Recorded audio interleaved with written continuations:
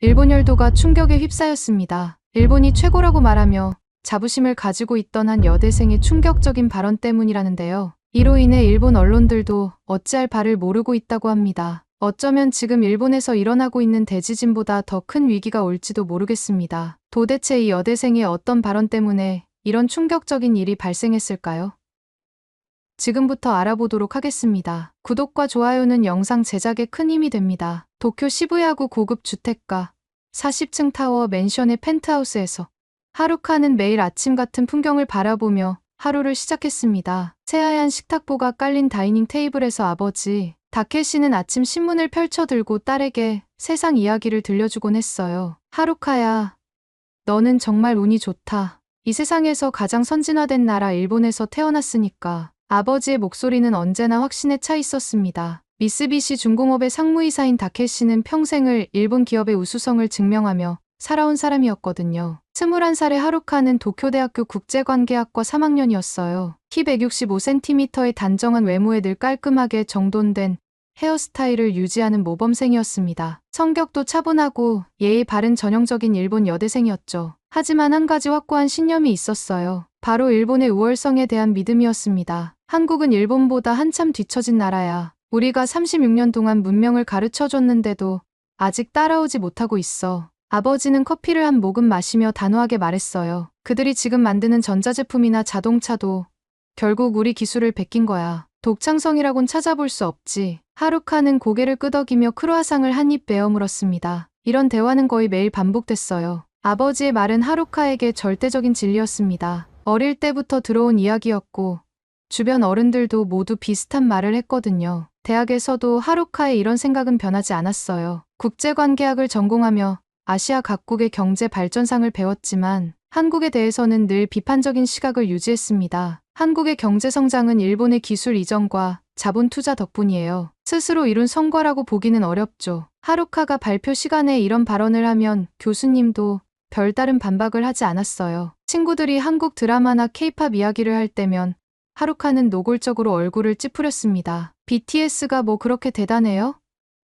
일본 아이돌이 훨씬 실력도 좋고 예의도 바른데 한국 드라마는 너무 과장되고 비현실적이에요. 일본 드라마가 훨씬 섬세하고 깊이가 있어요. 이런 하루카의 말에 친구들은 점점 한류 이야기를 꺼내지 않게 됐어요. 하루카 본인도 그게 당연하다고 생각했습니다. 객관적인 사실을 말하는 것뿐인데 왜 친구들이 불편해하는지 이해할 수 없었거든요. 오히려 친구들이 일본의 우수한 문화 대신 한국 문화에 열광하는 게 이상하게 느껴졌어요. 매일 아침 통학길에서 보는 도쿄의 풍경은 하루카에게 더 큰 자부심을 안겨줬습니다. JR 야마노테선의 정시 운행, 깔끔하게 정돈된 지하철역, 질서정연하게 줄을 서는 사람들, 첨단 기술로 가득한 상점들, 역시 일본이 아시아에서 가장 선진국이야 라고 속으로 중얼거리며 대학으로 향했죠. 어머니 유키코는 평소 매우 조용한 분이셨어요. 아버지가 한국이나 다른 나라 이야기를 할 때면 말없이 설거지를 하거나 빨래를 개면서 다른 일에 집중하시곤 했습니다. 하루카는 어머니가 정치적인 이야기나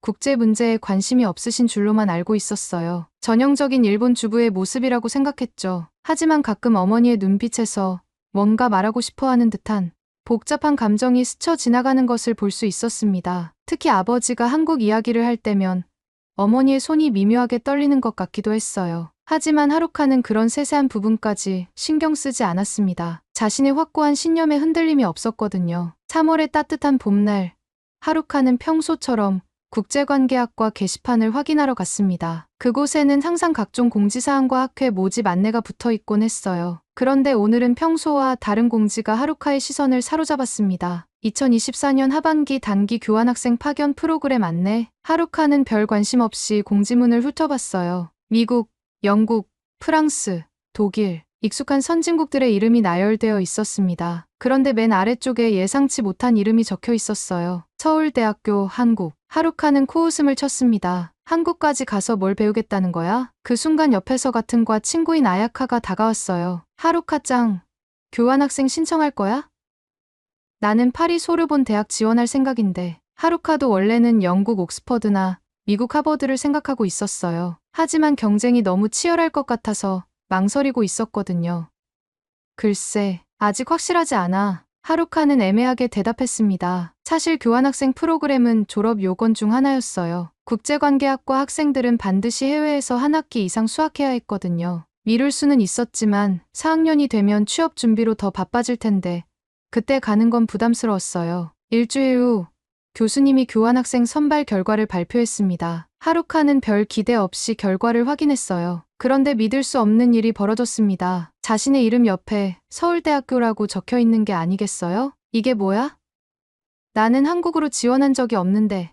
하루카는 급히 교수실로 달려갔습니다. 담당 교수인 사토 선생님은 차분하게 설명해 주셨어요. 하루카 짱, 올해는 지원자가 많아서 컴퓨터 추첨으로 배정했어요. 안타깝지만 이미 확정된 사항이라 변경은 어려워요. 하루카의 얼굴이 하얗게 질렸습니다. 선생님, 정말 다른 방법은 없나요? 한국 말고 다른 나라로. 미안해요. 이미 모든 절차가 끝났고 상대방 대학교에도 통보가 갔어요. 포기하면 이번 연도 교환학생 기회를 완전히 놓치게 돼요. 집에 돌아온 하루카는 식탁에서 고민에 빠져 있었어요. 아버지에게 이 소식을 어떻게 말해야 할지 막막했습니다. 아버지는 평소 한국에 대해 좋지 않게 말씀하셨는데 딸이 그곳으로 교환학생을 간다고 하면 어떤 반응을 보이실까요? 아버지, 제가 교환학생으로 선발됐어요. 하루카는 조심스럽게 말을 꺼냈습니다. 오, 그래? 어느 나라로 가게 됐니? 아버지의 얼굴에 기대가 섞인 미소가 번졌어요.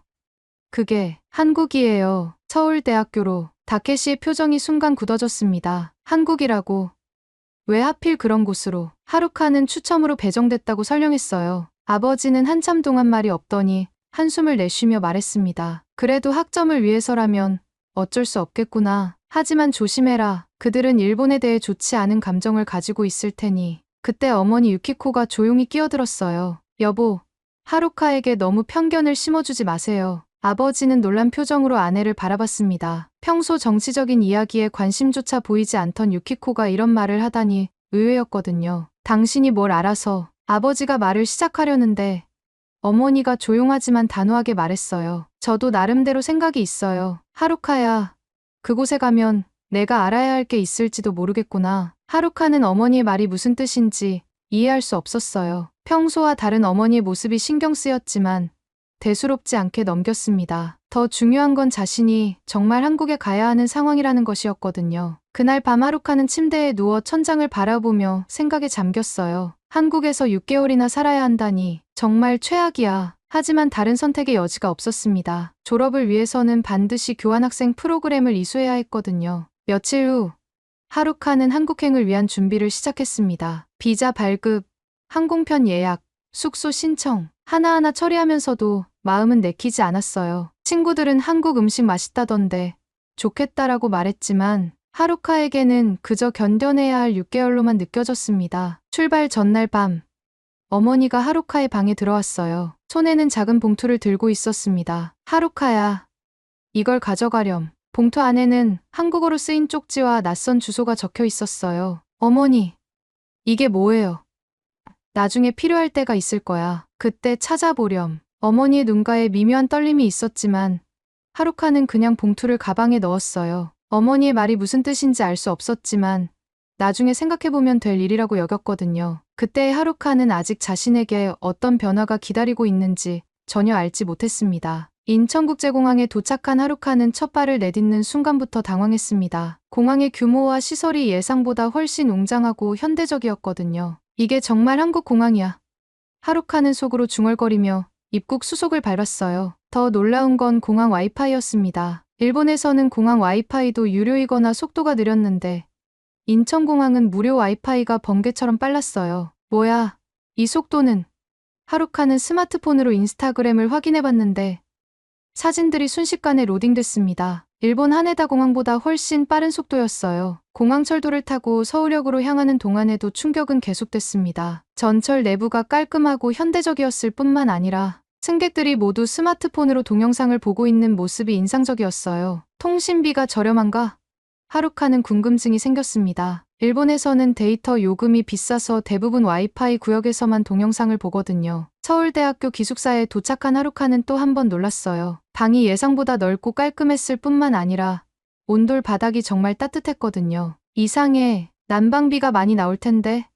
일본에서는 겨울철 난방비 때문에 항상 춥게 지냈는데 여기서는 바닥 전체가 따뜻했어요. 양말을 벗고 맨발로 걸어 다니는 것만으로도 온몸이 따뜻해졌습니다. 기숙사에서 컴퓨터를 사기 위해 인터넷 검색을 하던 하루카는 다나와라는 사이트를 발견했어요. 이런 사이트가 존재한다고?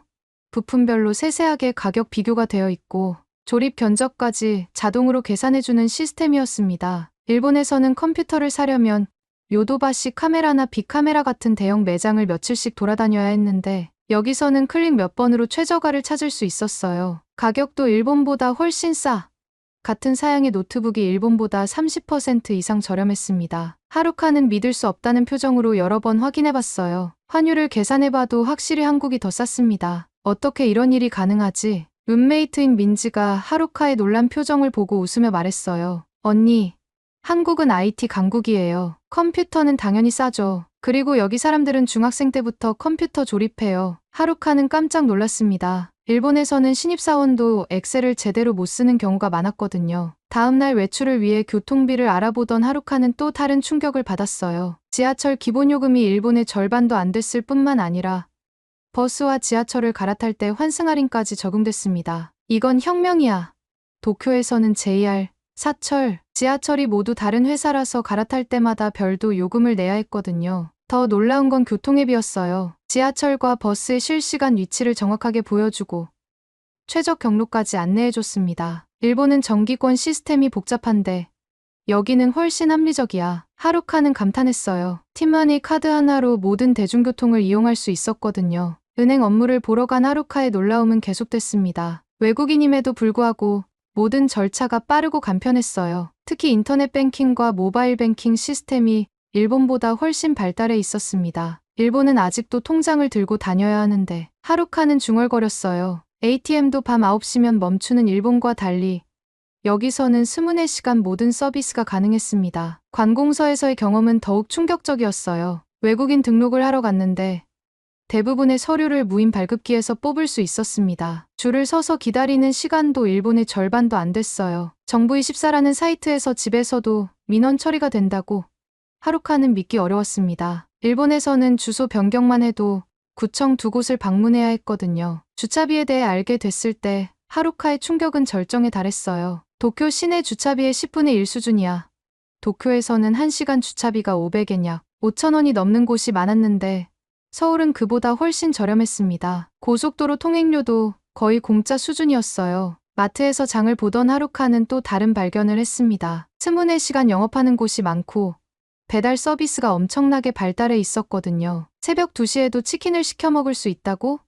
일본에서는 상상할 수 없는 일이었어요. 편의점 음식의 질도 예상보다 훨씬 좋았습니다. 그날 저녁 기숙사로 돌아온 하루카는 침대에 누워 하루 종일 겪은 일들을 정리해봤어요. 내가 아날로그 나라에서 살았다는 걸 실감했어. 한국이 이렇게 시스템화가 잘 되어 있을 거라고는 전혀 예상하지 못했거든요. 하지만 하루카는 아직도 인정하고 싶지 않았어요. 이런 것들은 겉모습일 뿐이야. 진짜 문화나 역사적 깊이는 일본이 훨씬 앞서 있어. 자신의 기존 믿음을 버리기에는 아직 이른 시점이었습니다. 하지만 마음 한구석에서는 뭔가 흔들리기 시작했어요. 지금까지 들어온 이야기와 직접 경험하는 현실 사이의 간극이 너무 컸거든요. 그날 밤 하루카는 처음으로 아버지의 말에 대해 의문을 품기 시작했습니다. 혹시 내가 모르는 게 더 많은 건 아닐까?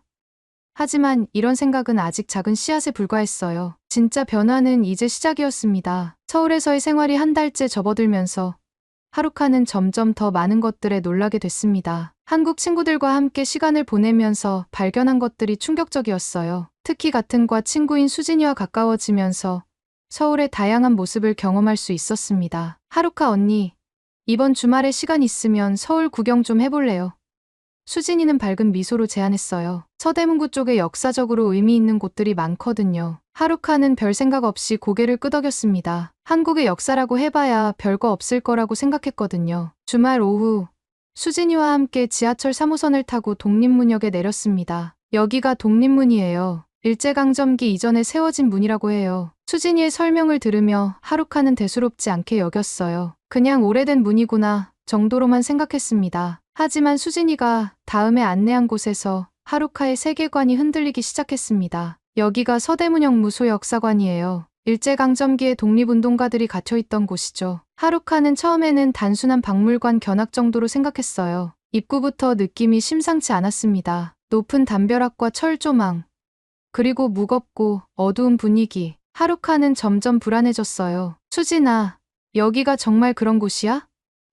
네, 일본이 조선 사람들을 가두고 고문했던 곳이에요. 전시관에 들어서자마자 하루카는 충격을 받았습니다. 벽면에 걸린 사진들과 자료들이 너무나 생생했거든요. 독립운동가들의 모습, 고문 장면을 재현한 모형들. 이게 정말 일본이 한 일이야. 하루카의 목소리가 떨렸어요. 수진이는 조용히 설명을 이어갔습니다. 유관순 열사도 여기 갇혀 계셨어요. 17살 나이에 하루카와 비슷한 또래의 소녀가 감옥에서 고문받는 모습을 상상하자 하루카의 얼굴이 하얗게 질렸습니다. 고문실을 재현한 공간에 도착했을 때 하루카는 더 이상 견딜 수 없었어요. 물고문, 전기고문, 손톱 뽑기, 생각만으로도 끔찍한 장면들이 적나라하게 전시되어 있었습니다. 정말 이런 일들이 있었던 거야? 그 순간 하루카는 얼굴이 화끈해지고 말문이 막혔습니다. 그동안 자기도 모르게 했던 수많은 말들과 표정들이 머릿속을 스쳐 지나갔어요. 한국은 일본보다 한참 뒤처진 나라야.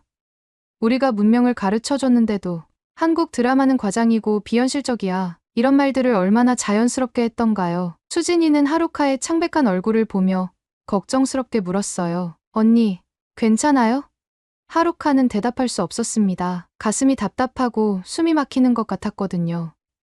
나 그냥 아버지 말만 믿고 살아온 거야? 언니, 일본 사람들이 모두 나쁘다는 게 아니에요. 하지만 과거에 일본이 조선인들에게 했던 만행들은 분명히 있었던 일이에요. 수진이의 말은 조심스러우면서도 진실했습니다. 저희 할아버지도 강제징용으로 끌려가셨거든요. 하루카는 더 이상 전시를 볼 수 없었어요. 수진아, 미안해. 나 좀 나가봐도 될까? 네, 언니, 충분히 이해해요. 수진이는 따뜻하게 손을 잡아줬습니다. 그 순간 하루카는 더욱 부끄러워졌어요. 자신이 그토록 무시했던 한국 사람이 이렇게 따뜻하게 대해주다니. 형무소를 나와서도 하루카는 멍한 상태였습니다. 평소 자신이 얼마나 무지했는지, 얼마나 편견에 사로잡혀 있었는지가 뼈저리게 느껴졌어요. 일본이 한국을 도와줬다고 생각했는데 실제로는 기숙사로 돌아오는 지하철 안에서도 하루카는 말을 하지 못했습니다. 수진이는 억지로 대화를 이어가려 하지 않고 조용히 함께 있어줬어요. 그런 배려가 하루카에게는 더욱 고마우면서도 부끄러웠습니다. 수진아, 정말 미안해. 내가 너무 몰랐어. 하루카는 간신히 말을 꺼냈어요. 언니, 괜찮아요. 모르는 건 잘못이 아니에요. 이제 알게 됐잖아요. 수진이의 대답은 더없이 따뜻했습니다. 그날 밤 하루카는 혼자 기숙사 방에서 눈물을 흘렸습니다. 지금까지 자신이 얼마나 오만했는지, 얼마나 무지했는지가 뼈저리게 느껴졌어요. 한국과 한국 사람들에 대해 했던 모든 말들이 얼마나 상처가 됐을지 생각하니 견딜 수 없었습니다. 부끄러움이라는 감정을 이렇게 강렬하게 느끼기는 처음이었어요. 단순히 실수를 했을 때의 부끄러움이 아니라 자신의 존재 자체가 부끄럽다는 느낌이었습니다. 나는 정말 아무것도 모르면서 아는 척했구나. 침대에 누워 천장을 바라보며 하루카는 생각했어요. 아버지의 말을 그대로 믿고 살아왔던 자신이, 한 번도 진실을 확인해보려 하지 않았던 자신이 너무나 한심했습니다. 내가 지금까지 뭘 하고 살았던 거지? 그날 밤은 하루카에게 인생의 전환점이 됐습니다. 지금까지의 모든 믿음이 흔들렸고 자신이 얼마나 편협한 시각을 가지고 있었는지 깨달았어요. 하지만 동시에 새로운 시작의 기회이기도 했습니다. 이제라도 진실을 알게 됐으니까요. 수진이의 따뜻한 마음씨, 그리고 한국 사람들의 진짜 모습을 보면서 하루카는 결심했습니다. 이제부터는 편견 없이 정말 제대로 알아보자. 눈물을 닦으며 하루카는 새로운 다짐을 했어요. 하지만 아직 가야 할 길이 멀다는 것도 알고 있었습니다. 서대문형무소를 다녀온 후 하루카는 며칠 동안 잠을 제대로 잘 수 없었습니다. 머릿속에서는 계속해서 그날 본 장면들이 반복됐고 자신이 했던 말들이 얼마나 무지하고 상처가 됐을지 생각하니 괴로웠어요. 수업에 집중하기도 어려웠고 친구들과 대화할 때도 조심스러워졌습니다. 일주일이 지난 어느 날 하루카는 어머니에게 영상통화를 걸었어요. 평소보다 침울한 표정의 딸을 본 유키코는 걱정스럽게 물었습니다. 하루카야, 무슨 일이야? 표정이 안 좋구나. 어머니, 저 여기서 많은 걸 알게 됐어요. 하루카는 서대문형무소에서 본 것들에 대해 조심스럽게 이야기했어요. 일본이 정말 그런 끔찍한 일들을 했었나요? 제가 지금까지 알고 있던 것과 너무 달라서. 어머니는 한참 동안 말이 없더니 깊은 한숨을 내쉬었습니다. 하루카야, 사실 어머니가 너에게 숨긴 게 있어. 유키코의 목소리가 떨렸어요. 뭘 숨기셨다는 거예요? 하루카는 불안해졌습니다. 어머니의 표정이 지금까지 본 적 없을 정도로 심각했거든요. 너 혹시 어머니가 어릴 때 살던 곳을 알고 있니? 도쿄 아니에요?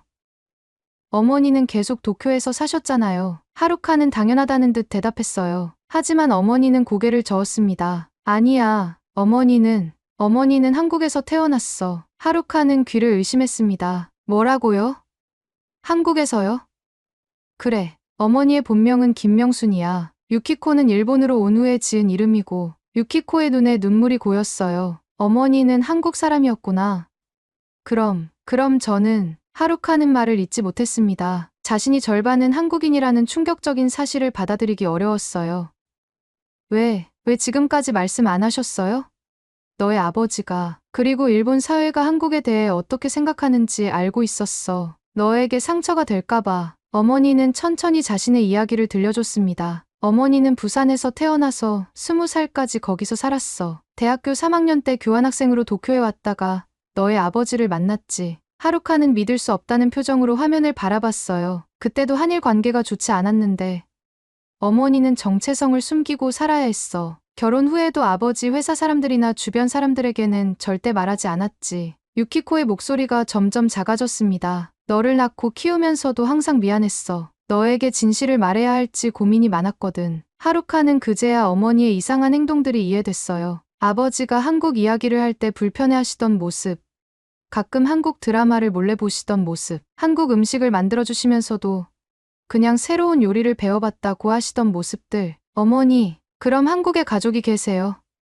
그래, 너희 외할머니가 살아계셔. 부산에서 혼자 사시는데. 유키코는 눈물을 닦으며 말했어요. 사실 어머니가 너에게 준 봉투 안에 할머니 주소가 적혀 있어. 하루카는 급히 가방에서 봉투를 꺼냈습니다. 그동안 열어보지 않았던 봉투 안에는 정말로 부산의 한 주소와 김순덕 할머니라는 이름이 적혀 있었어요. 그리고 한국어로 쓰인 편지도 들어 있었습니다. 이 편지는 뭐예요?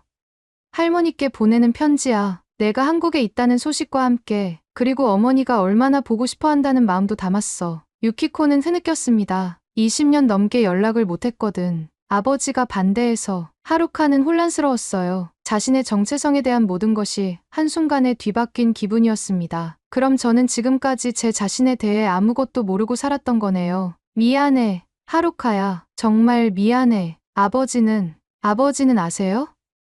알고 있어. 결혼할 때 말했었거든. 하지만 시간이 지나면서 점점 그 사실을 잊고 싶어 하셨어. 특히 회사에서 한국과 관련된 일들이 있을 때마다 더 그랬지. 하루카는 이제 아버지의 과도한 한국 비하 발언들이 이해됐어요. 어쩌면 자신의 아내가 한국인이라는 사실을 감추려는 심리적 방어 기제였을지도 모르겠다고 생각했습니다. 그래서 아버지가 그렇게 한국을 안 좋게 말씀하셨던 거군요. 어머니는 한국이 그리우세요?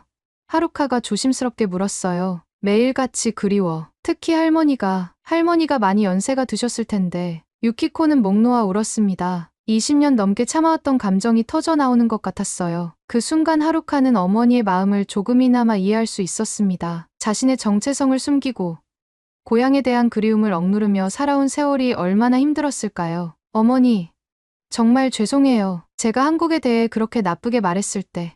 괜찮아. 너는 몰랐으니까. 어머니가 말하지 않은 게 잘못이야. 유키코는 딸을 위로했어요. 하지만 이제 알게 됐으니 내가 원한다면 할머니를 만나보렴. 할머니도 너를 얼마나 보고 싶어 하실까. 영상통화를 끝낸 후 하루카는 방에 혼자 앉아 생각에 잠겼어요. 자신이 한국인의 피를 반 정도 가지고 있다는 사실, 한국에 외할머니가 계시다는 사실, 어머니가 20년 넘게 고향을 그리워하며 살아오셨다는 사실, 모든 게 충격적이었습니다. 하지만 동시에 뭔가 빈 퍼즐 조각이 맞춰지는 느낌도 들었어요. 왜 자신이 한국 음식을 먹을 때 익숙한 느낌이 들었는지, 왜 한국어가 완전히 낯설지 않게 느껴졌는지, 이제 그 이유를 알 것 같았습니다. 할머니를 만나봐야겠어. 하루카는 결심했어요. 자신의 뿌리를 제대로 알고 싶었고, 어머니를 대신해서라도 할머니께 안부를 전하고 싶었습니다. 그리고 지금까지 자신이 얼마나 편견에 사로잡혀 있었는지, 진짜 한국의 모습은 어떤지 더 깊이 알아보고 싶었어요. 그날 밤 하루카는 한국어 공부를 시작했습니다. 할머니와 제대로 대화하고 싶었거든요. 비록 늦었지만 이제라도 자신의 정체성을 찾아가고 싶었습니다. 어머니로부터 충격적인 진실을 들은 후 하루카는 며칠 동안 고민했습니다. 정말 부산에 있는 외할머니를 만나러 가야 할까요? 한국어도 제대로 못하는 상황에서 할머니께 어떻게 자신을 소개해야 할지 막막했어요. 하지만 결국 하루카는 용기를 냈습니다. 룸메이트 민지에게 상황을 설명하고 도움을 요청했어요. 민지야, 사실 내가 너에게 말하지 않은 게 있어. 하루카는 떨리는 목소리로 자신의 이야기를 털어놓았습니다. 민지는 깜짝 놀라면서도 따뜻하게 반응해줬어요. 언니, 그런 일이 있었구나. 정말 힘들었겠어요. 할머니를 만나러 가고 싶은데 혼자 가기가 무서워. 같이 가줄 수 있을까? 물론이죠. 언니 혼자 보낼 수 없어요. 주말에 민지와 함께 KTX를 타고 부산으로 향했습니다. 기차에서 바라본 한국의 풍경은 생각보다 아름다웠어요. 산과 들, 그리고 곳곳에 보이는 현대적인 건물들. 어머니가 이런 곳에서 자라셨구나.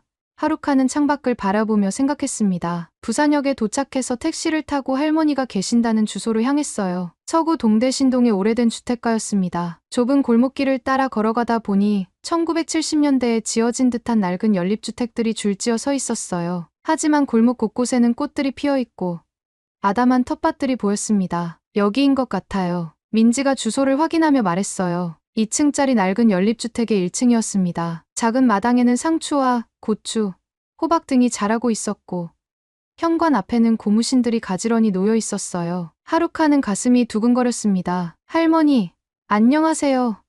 민지가 먼저 인사했어요. 집 안에서 나오신 할머니는 70대 중반으로 보이는 작은 체구의 분이셨습니다. 하지만 눈빛은 또렷하고 정정해 보이셨어요. 회색 머리를 단정하게 빗어 넘기고 깔끔한 한복 바지 저고리를 입고 계셨습니다. 어머, 누구세요? 할머니가 의아한 표정으로 물으셨어요. 민지가 설명하려는 순간 할머니의 시선이 하루카에게 머물렀습니다. 할머니의 표정이 순간 굳어지더니 눈이 커졌어요. 혹시 할머니, 하루카는 떨리는 목소리로 말했어요. 서툰 한국어로 천천히 말을 이어갔습니다. 저는 명순이 딸이에요. 할머니는 그 순간 두 손으로 입을 막고 눈물을 흘리기 시작했습니다. 아이고, 우리 명순이 딸이구나. 할머니는 하루카를 향해 달려와 꼭 안아주셨어요. 드디어 만났구나. 할머니의 품에서 나는 따뜻한 냄새, 어머니에게서 가끔 맡았던 그 친숙한 냄새였습니다. 할머니는 한참 동안 하루카를 안고 울었어요. 할머니가 얼마나 보고 싶었는데, 우리 명순이는 잘 있니? 건강하니? 하루카도 눈물이 났습니다. 할머니의 마음이 고스란히 전해졌거든요. 할머니, 어머니는 건강해요. 할머니 보고 싶어해요. 하루카가 말하자 할머니는 더욱 울음을 터뜨렸습니다. 아이고, 내가 죽기 전에 다시 볼 수 있을 줄 알았겠니.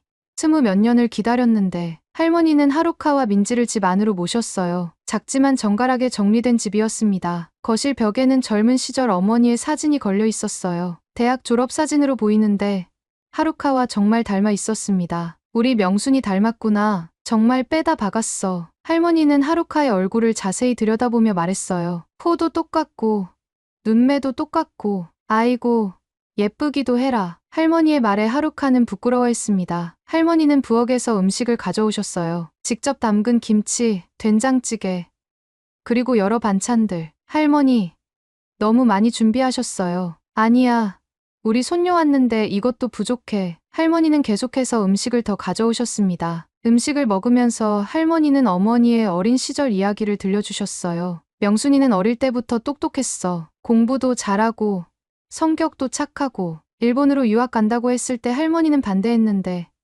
그 아이가 꼭 가겠다고 하더라고. 그때만 해도 금방 돌아올 줄 알았는데 할머니의 목소리가 작아졌어요. 결혼 소식 듣고는 얼마나 기뻤는지 몰라. 그런데 그 후로 연락이 점점 끊어지더니 할머니는 눈물을 닦으며 말을 이어갔습니다. 하루카는 어머니의 편지를 할머니께 드렸어요. 할머니는 돋보기를 쓰고 편지를 읽으시더니 또 눈물을 흘렸습니다. 우리 명순이가 얼마나 힘들었을까, 혼자서 얼마나 외로웠을까. 할머니의 마음이 아픈 게 느껴졌어요. 할머니, 어머니가 자주 한국 음식 해주셨어요. 김치찌개, 비빔밥. 그때는 몰랐는데 이제 보니 할머니가 가르쳐주신 음식이었구나. 하루카의 말에 할머니는 미소를 지었습니다. 그래, 맞아. 명순이가 어릴 때 할머니 옆에서 요리 배우곤 했지. 할머니는 오래된 앨범을 가져오셨어요. 어머니의 어린 시절부터 대학생 때까지의 사진들이 가득했습니다. 이게 명순이 돌잔치 사진이고 이게 초등학교 입학식. 할머니는 한 장 한 장 설명해 주셨어요. 특히 어머니가 한복을 입고 찍은 사진을 보여주시며 말했어요. 이건 명순이 성인식 때 사진이야. 얼마나 예뻤는지. 너도 한복 입으면 정말 예쁠 것 같다. 하루카는 한복을 입은 어머니의 모습이 신기했어요. 할머니,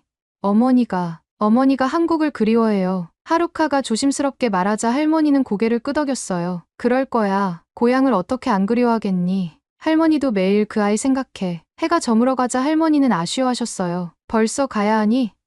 할머니는 더 있었으면 좋겠는데. 할머니, 저 다시 올게요. 그리고 어머니도 꼭 모시고 올게요. 하루카의 약속에 할머니는 환하게 웃으셨습니다. 헤어질 때 할머니는 하루카의 손에 작은 보자기를 쥐어주셨어요. 이거 명순이 줘. 할머니가 직접 담근 김치하고 고추장이야. 그리고 이건 할머니는 작은 금반지를 꺼내셨어요. 할머니 어머니가 주신 거야. 이제 너에게 줄게. 할머니, 이런 귀한 걸. 아니야.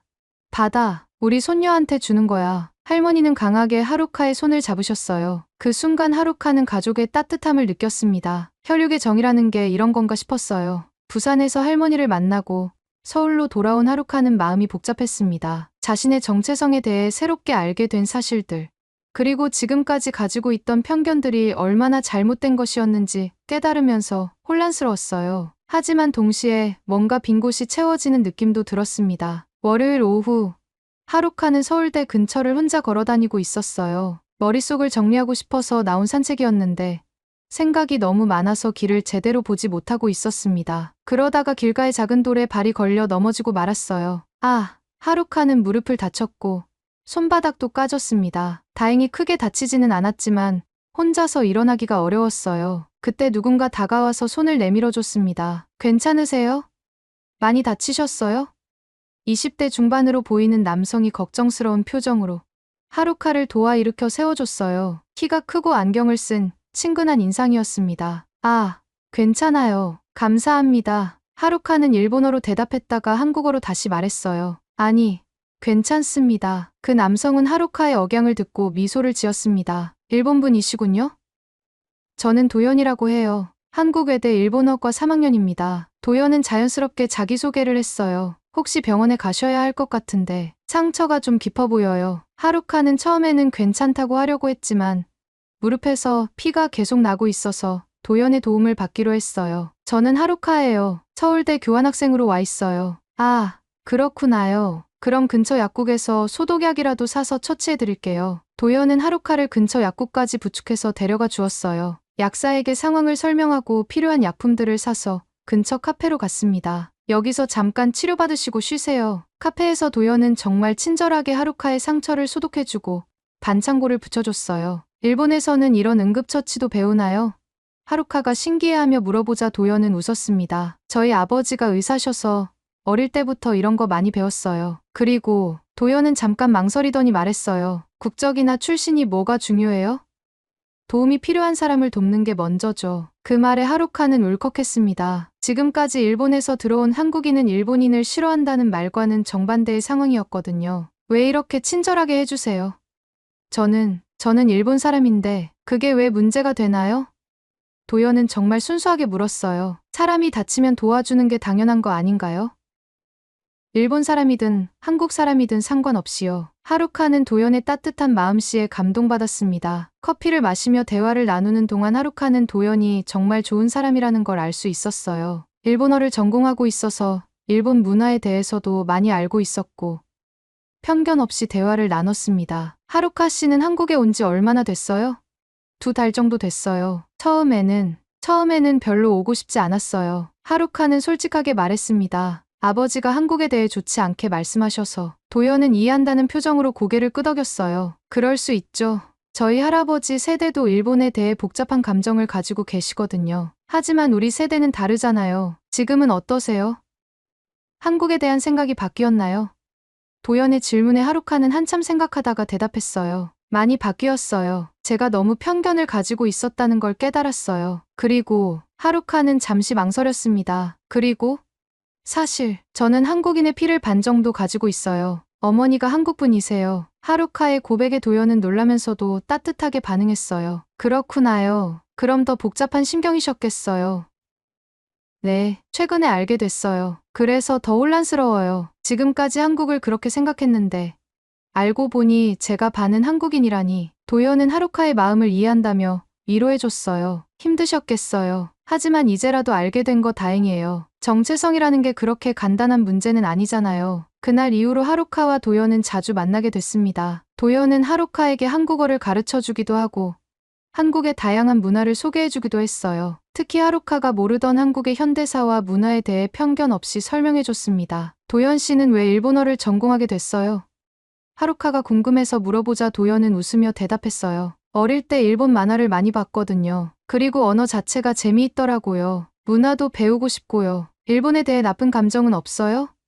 물론 역사적으로 어려운 일들이 있었죠. 하지만 그것과 지금의 일본, 그리고 일본 사람들은 별개라고 생각해요. 과거는 과거고 현재는 현재니까요. 도연의 이런 생각이 하루카에게는 큰 위로가 됐어요. 자신이 일본인이라는 이유로 죄책감을 느끼고 있었는데 도연은 그런 하루카를 자연스럽게 받아줬거든요. 어느 날 도연은 하루카에게 특별한 제안을 했어요. 하루카 씨, 이번 주말에 시간 있으면 한강공원에 가볼래요? 날씨도 좋고 산책하면서 이야기도 하고. 하루카는 기꺼이 그 제안을 받아들였습니다. 한강공원에서 함께 산책하며 하루카는 도연에게 더 많은 이야기를 털어놓았어요. 서대문형무소에서 받은 충격, 할머니와의 만남, 그리고 지금까지의 혼란스러운 마음들. 도연은 모든 이야기를 진지하게 들어줬습니다. 하루카 씨는 정말 용기 있는 사람인 것 같아요. 도연이 진심 어린 목소리로 말했어요. 자신의 편견을 인정하고 바꾸려고 하는 게 쉬운 일이 아니거든요. 그 말에 하루카는 마음이 따뜻해졌습니다. 그날 저녁, 집으로 돌아가는 길에 하루카는 생각했어요. 도연 같은 사람을 만날 수 있어서 정말 다행이라고. 국적이나 과거사에 얽매이지 않고 사람 자체를 봐주는 도연의 마음씨가 고마웠습니다. 내가 지금까지 얼마나 좁은 시각을 가지고 있었을까. 하루카는 반성했어요. 도연을 통해 한국 사람들의 진짜 모습을 알게 됐고 자신도 더 열린 마음을 가져야겠다고 다짐했습니다. 한국에서의 6개월이 거의 끝나가고 있었습니다. 하루카는 일본으로 돌아갈 날이 다가오는 것이 아쉬웠어요. 이곳에서 겪은 모든 경험들이 자신을 완전히 바꿔놓았거든요. 특히 도연과 보낸 시간들은 하루카에게 새로운 세상을 보여줬습니다. 마지막 주가 되자 하루카는 중요한 결정을 내렸어요. 일본으로 돌아가기 전에 아버지에게 진실을 말하겠다고 결심한 거였습니다. 더 이상 거짓된 신념을 가지고 살 수는 없었거든요. 공항으로 향하는 버스 안에서 하루카는 지난 6개월을 돌이켜봤습니다. 처음 한국에 왔을 때의 자신과 지금의 자신은 완전히 다른 사람이 된 것 같았어요. 한국에 발달된 시스템들, 따뜻한 사람들, 그리고 자신의 뿌리에 대한 깨달음. 모든 것이 소중한 경험이었습니다. 인천공항에서 도연이 배웅을 나와줬어요. 하루카 씨, 일본 가서도 연락해요. 그리고 언제든지 한국에 놀러 오세요. 고마워요, 도연 씨. 정말 많이 도움받았어요. 하루카는 진심으로 감사의 마음을 전했습니다. 아, 그리고 이거. 도연은 작은 선물 상자를 건넸어요. 한국 전통 브로치예요. 태극 문양이 들어가 있어요. 하루카 씨가 한국을 기억했으면 해서요. 하루카는 감동받아 눈물이 났습니다. 정말 고마워요. 평생 간직할게요. 비행기 안에서 하루카는 아버지와의 대화를 준비했어요. 어떻게 말해야 할지, 아버지가 어떤 반응을 보이실지 걱정됐지만 꼭 필요한 일이라고 생각했습니다. 하네다 공항에 도착해서 집으로 돌아온 하루카를 부모님이 반갑게 맞아주셨어요. 하루카야, 많이 컸구나. 한국에서 고생 많았지. 아버지는 딸을 안아주며 말했습니다. 어머니는 조용히 미소만 지으며 딸을 바라봤어요. 저녁 식사 자리에서 아버지는 한국에서의 경험을 물어봤습니다. 어땠니? 역시 일본이 훨씬 좋지. 하루카는 깊은 숨을 쉬고 말했어요. 아버지, 제가 한국에서 많은 것을 배웠어요. 그래? 뭘 배웠는데? 한국이 아버지가 말씀하신 것과는 완전히 달랐어요. 하루카의 말에 아버지의 표정이 변했습니다. 무슨 소리니? 하루카는 차근차근 설명했어요. 한국에 발달된 IT 기술, 효율적인 행정 시스템, 친절한 사람들, 그리고 무엇보다 역사의 진실에 대해. 아버지, 일본이 과거에 한국에서 한 일들을 알게 됐어요. 서대문형무소에서 본 것들이. 그런 건 과장된 거야. 아버지가 목소리를 높였어요. 그들이 반일 감정을 부추기려고 만든 거라고. 하지만 하루카는 물러서지 않았습니다. 아니에요. 아버지, 제가 직접 보고 느낀 거예요. 그때 어머니가 조용히 끼어들었어요. 여보, 하루카 말이 맞아요. 아버지는 깜짝 놀라 아내를 바라봤습니다. 당신도 뭔 소리를. 아버지, 하루카가 큰 소리로 말했어요. 그리고 저는 절반이 한국인이에요. 식탁에 정적이 흘렀습니다. 아버지는 말문이 막힌 듯 하루카를 바라봤어요. 어머니가 한국분이시잖아요. 아버지도 알고 계셨으면서 왜 저에게는 숨기셨어요? 하루카의 목소리에는 서운함이 담겨 있었습니다. 어머니가 조용히 말했어요. 하루카야, 어머니가 미안해. 그리고 여보, 유키코는 남편을 바라봤습니다. 이제 그만해요. 더 이상 아이에게 거짓말하지 말아요. 아버지는 한참 동안 침묵하더니 결국 고개를 숙였습니다. 미안하다. 목소리가 떨렸어요. 아버지가 잘못 생각했구나. 그리고 눈물을 흘리기 시작했습니다. 회사에서 한국과 경쟁하면서 스트레스가 많았어. 그래서 한국을 인정하고 싶지 않았던 거야. 특히 내 어머니 때문에 더 복잡한 심정이었고, 아버지는 처음으로 자신의 진심을 털어놓았어요. 미안하다, 유키코야. 아니, 명순아. 아버지가 어머니의 본명을 불렀을 때 어머니는 눈물을 흘렸습니다. 그리고 하루카야, 내가 얼마나 훌륭한 사람인지 이제야 깨달았구나. 가족이 함께 울었습니다. 20년 넘게 쌓인 오해와 편견이 한순간에 녹아내리는 순간이었어요. 하루카는 가족의 진짜 모습을 보게 된 것 같아서 기뻤습니다. 그날 밤 하루카는 아버지와 긴 대화를 나눴어요. 아버지, 저 한국어를 제대로 배우고 싶어요. 그리고 다시 한국으로 가고 싶어요. 그래. 그렇게 해라. 내 뿌리를 제대로 알아야지. 그리고 할머니, 부산에 계신 외할머니도 모시고 와요. 어머니가 얼마나 보고 싶어 하시는지 아세요? 아버지는 고개를 끄덕였어요. 그래야겠구나. 어머니 혼자 너무 오래 기다리게 했어. 다음 날부터 하루카는 본격적으로 한국어 공부를 시작했습니다. 한국 문화에 대해서도 더 깊이 공부했어요. 도연과는 매일 화상통화를 하며 언어 교환을 했습니다. 한 달 후, 하루카는 중요한 발표를 했어요. 대학교 한일 관계 세미나에서 편견을 넘어선 진정한 이해라는 주제로 자신의 경험을 발표한 거였습니다. 많은 학생들이 하루카의 이야기에 감동받았어요. 저는 한국을 무시하며 살아왔습니다. 하지만 직접 경험해보니 제가 얼마나 무지했는지 깨달았어요. 진정한 국제관계는 편견이 아닌 이해에서 시작된다고 생각합니다. 발표 후 한 교수님이 하루카에게 말했어요. 훌륭한 발표였습니다. 이런 솔직한 경험담이야말로 진정한 교육적 가치가 있어요. 하루카는 뿌듯했습니다. 6개월 후, 하루카는 정말로 한국으로 돌아갔습니다. 이번에는 대학원 진학을 위해서였어요. 한일 관계를 전공으로 공부하기로 했거든요. 공항에서 도연이 마중 나와줬어요. 하루카 씨, 다시 만나서 반가워요. 저도요, 도연 씨. 이제 정말 한국에서 새로운 시작이네요. 하루카는 환한 미소를 지었습니다. 부산의 할머니도 서울로 오셔서 함께 살게 됐어요. 어머니도 20년 만에 한국을 방문해서 할머니와 감동의 재회를 했습니다. 아버지도 함께 와서 장모님께 정중히 인사드렸어요. 이제야 진짜 가족 같구나. 할머니가 모든 가족을 바라보며 말했을 때 하루카는 정말 행복했습니다. 편견과 오해를 넘어서 진정한 사랑과 이해를 찾은 기분이었어요. 하루카는 이제 당당히 말할 수 있게 됐습니다. 저는 한일 혼혈이고 두 나라 모두 사랑합니다. 그리고 두 나라 사이의 진정한 우정을 위해 노력하고 싶어요. 진실을 마주한 용기가 하루카의 인생을 완전히 바꿨습니다. 편견 대신 이해를, 무지 대신 지혜를, 분열 대신 화합을 선택한 하루카의 이야기는 많은 사람들에게 희망을 주었어요. 그리고 그 모든 변화의 시작은 한국에서의 작은 용기였습니다. 끝까지 봐주셔서 감사합니다. 이상 감동오락관이었습니다.